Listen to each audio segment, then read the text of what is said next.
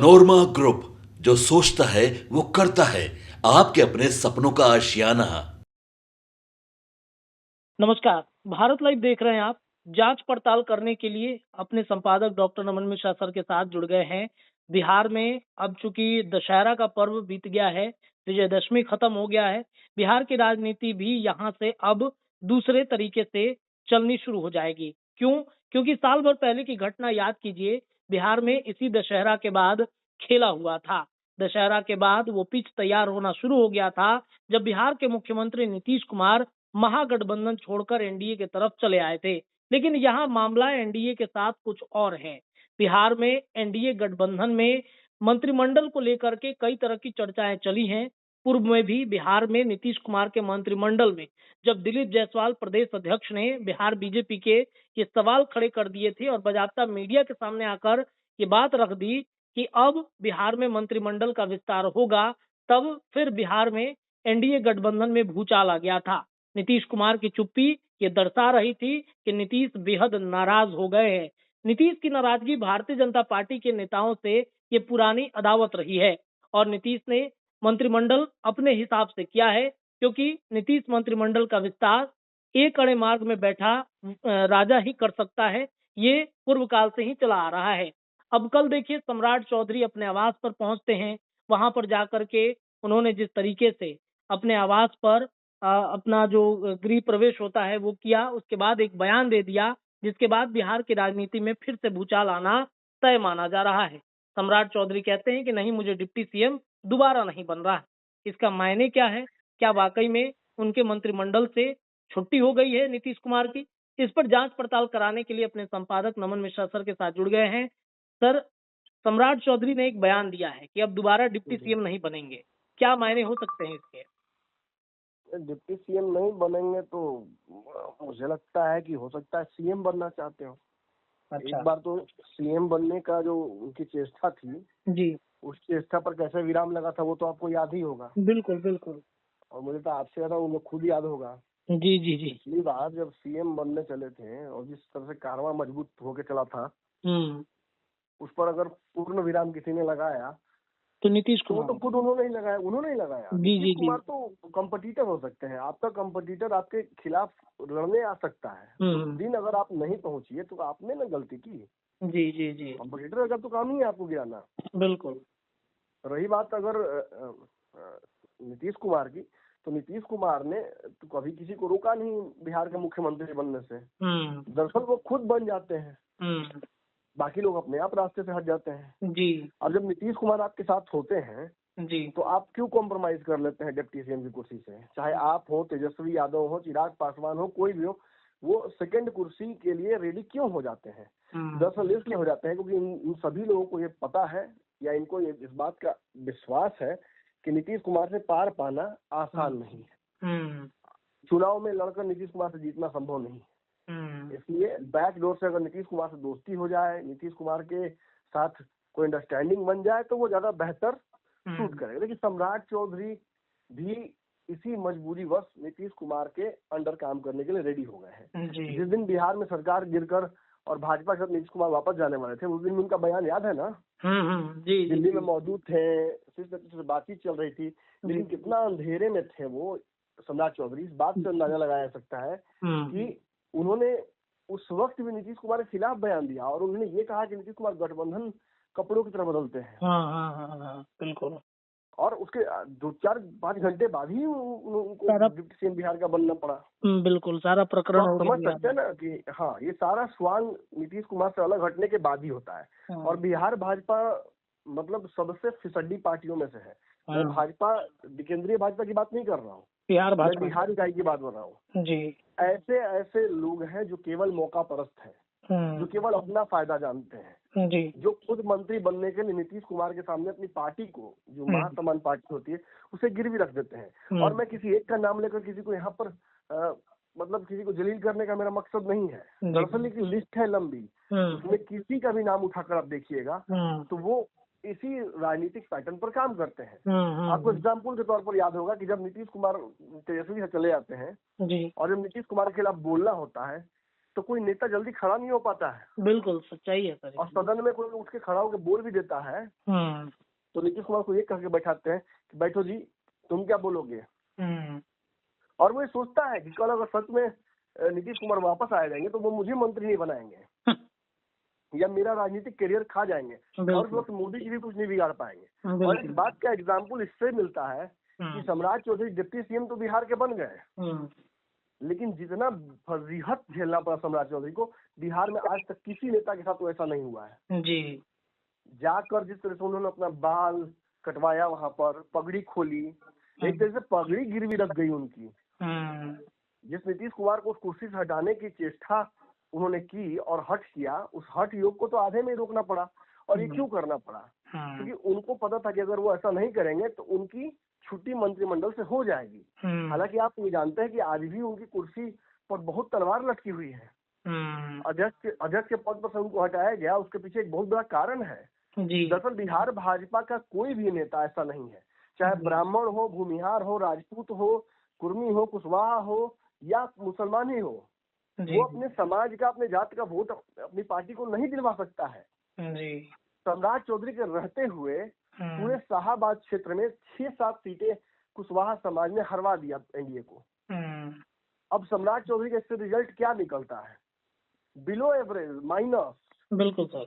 और इसी वजह से उनको उनकी छुट्टी की गई। उल्टा उस क्षेत्र में भाजपा और एनडीए की मिट्टी पलित होने के बावजूद भगवान सिंह कुशवाहा को तो जदयू रिवॉर्ड किया है।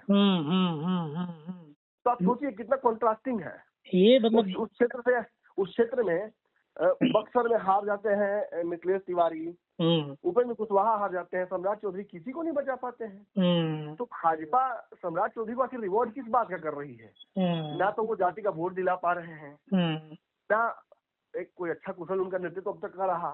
सच्चाई है कि सम्राट चौधरी बिहार के डिप्टी सीएम केवल इसलिए हैं क्योंकि नीतीश कुमार को उनसे जो भी ग्रजेस थे उसको उन्होंने गंगा में प्रवाह कर दिया, या गंगा में नहीं कहूंगा, जाकर उन्होंने बकायदा राम मंदिर के प्रांगण में राम जी के चरणों में प्रवाहित कर दिया उन्होंने, राम जी के चरणों में। और साथ ही साथ जी उन्होंने बिहार भाजपा का एक घमंड जो था कि नीतीश विहीन हम काम करेंगे, नीतीश के बिना हम, बिना बैसाखी के, अपने मुंह से भाजपा ने कहा था कि बिना बैसाखी सरकार, अब की बार बिना बैसाखी की सरकार, आत्म स्वावलंबी सरकार। और क्या हुआ? बिहार में बैसाखी छुड़वाने के लिए ऑपरेशन किया गया, मैं लेफ्ट पैर का, अब राइट पैर भी कट गया। अब केंद्र में भी बैसाखी के माध्यम से भाजपा है। मतलब ये ऐसा है कि किसी बेचारे डिसेबल आदमी का एक पैर काम नहीं कर रहा हो और ऑपरेशन करने जाए दूसरा पैर काट दे। पता चला कि भाजपा केंद्र में मोदी जी भी नीतीश पर डिपेंडेंट हो गए हैं। अब बैसाखी उनके लिए, बैसाखी उनकी नई तैयार हो जाएगी फिर। बैसाखी ही जीवन हो गया। हाँ बैसाखी हो गया बैसाखी।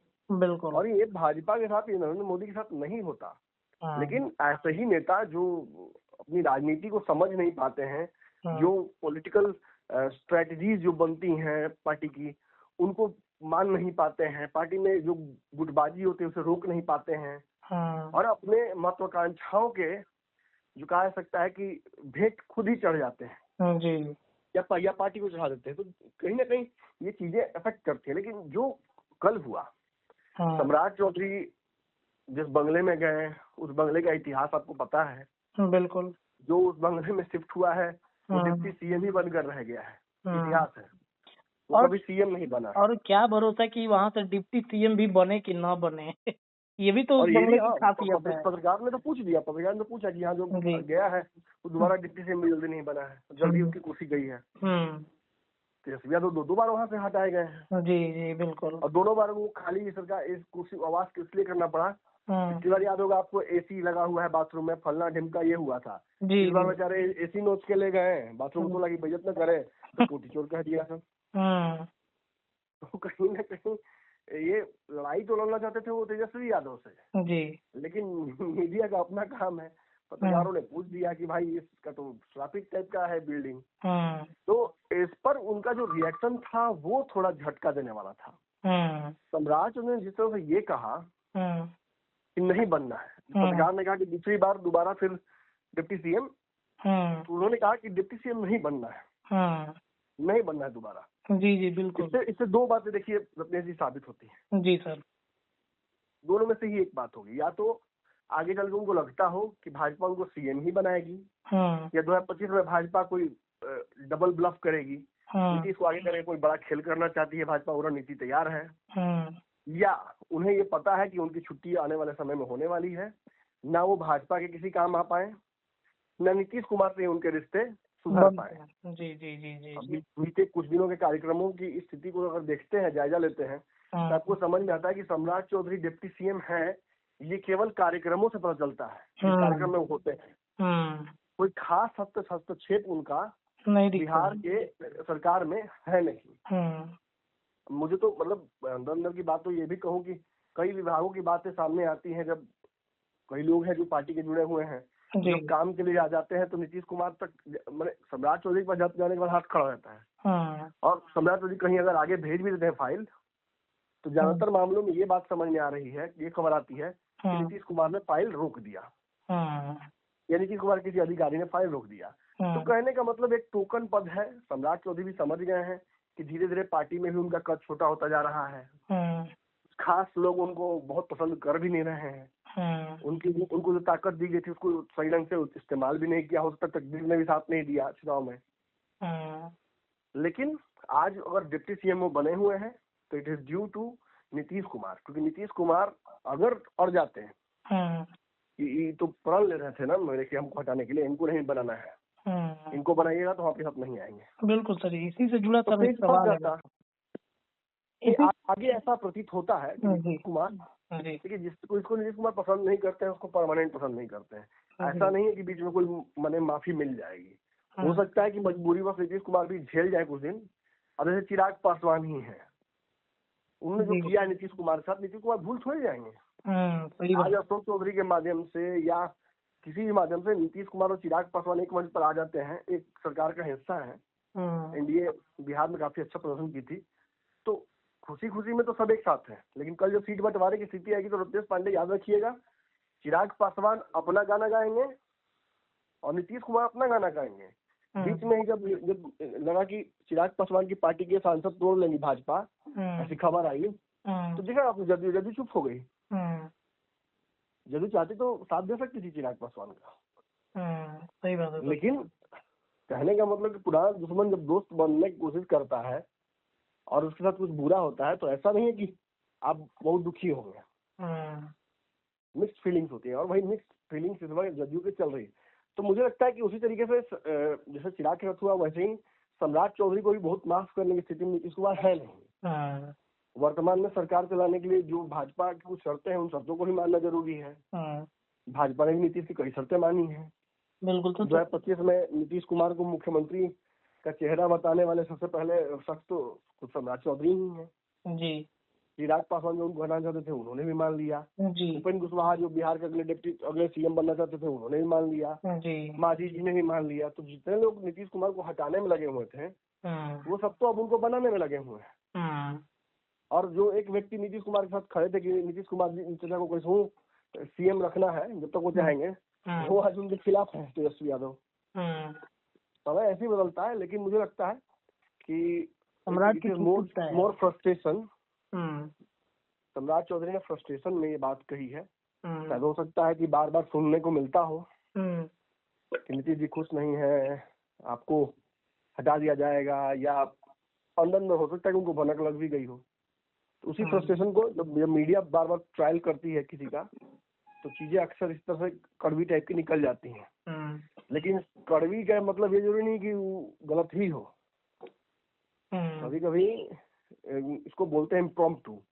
कभी कभी होता है क्या कि सडनली आदमी सच बोल देता है, निकल ही जाता है, जो सच्चाई है वो निकल जाता है। तो मुझे तो नहीं लगता कि सम्राट चौधरी को बिहार में अब सीएम के चेहरा भाजपा बनाने जा रही है। तो I think it is the other one. मुझे लगता है कि सम्राट चौधरी बात समझ गए हैं कि भाजपा में उनका भविष्य और भाजपा का भविष्य बिहार में फिलहाल नियरेस्ट फ्यूचर में कहीं कुछ बेहतर दिख नहीं रहा है। तो ये मान लिया जाए कि अब मंत्रिमंडल से भी उनकी छुट्टी तय, अब बिहार बीजेपी उनको फ्रंटिंग में डाल देगी कुछ दिनों के लिए। ऐसा हो सकता है, देखिए कुशवाहा समाज के कई जब नेताओं को अलग अलग रिवॉर्ड मिल ही रहा है, उपेंद्र कुशवाहा के केंद्रीय मंत्री बनने की संभावनाएं पूरी हैं, भगवान कुशवाहा को नीतीश ने रिवॉर्ड दिया ही है, कुशवाहा समाज के कई नेता मंत्री हैं बिहार में, तो हो सकता है कि डिप्टी सीएम की कुर्सी उनकी चली जाए और बिहार में किसी और समाज से, ईबीसी समाज अभी बहुत अच्छा चल रहा है, दलित समाज है, मुझे लगता है कि सहनी समाज है, इसमें से किसी का नंबर जरूर आ सकता है। मुझे लगता है अगर भाजपा ऐसा तय करे कि अभी हरियाणा वाला जो इलेक्शन का माहौल था उसमें जिस तरीके से मैंने भाजपा ने गेम खेला, वो गेम बिहार में भी खेल सकती है कि चेहरा धीरे से बदल देना, तो उसका फायदा भाजपा को हुआ है, तो भाजपा उस फॉर्मूले को इस्तेमाल बिहार में भी करना चाहेगी। मुझे लगता है कि सम्राट चौधरी केवल कैबिनेट मंत्री बनकर रह सकते हैं बिहार में, ऐसा प्रतीत हो रहा है आने वाले समय में।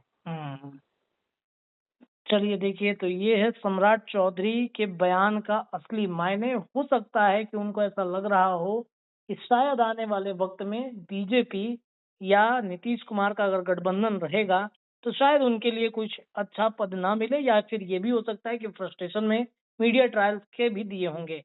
आने वाले वक्त में सम्राट चौधरी के साथ क्या होता है ये देखना बड़ा दिलचस्प होगा। जांच पड़ताल में हमने अपने संपादक के साथ तमाम विषयों पर जांच पड़ताल कराई है, लेकिन ये जांच पड़ताल लगातार जारी है। जुड़े रहिए भारत लाइव पर, खबरें आपको लगातार मिलेंगी। बहुत बहुत धन्यवाद। पनोरमा ग्रुप, जो सोचता है वो करता है। अगर ये वीडियो पसंद आई और वह बिहार के राजनीति और बिहारियत से सरोकार रखेनी तो सब्सक्राइब बटन दबा के चैनल के सब्सक्राइब कर ली। ओजे एगो घंटी बा, ओकरा बटन दबा देला से कुल सटीक और मारक खबर रुआ मुफ्त में मिल जाई। अगर रुआ पत्रकारिता के हमनी के नया प्रयोग में सहयोग कर चाहतानी तो ज्वाइन बटन दबा दी। पेटीएम नंबर नोट कर ली 9386816700। धन्यवाद।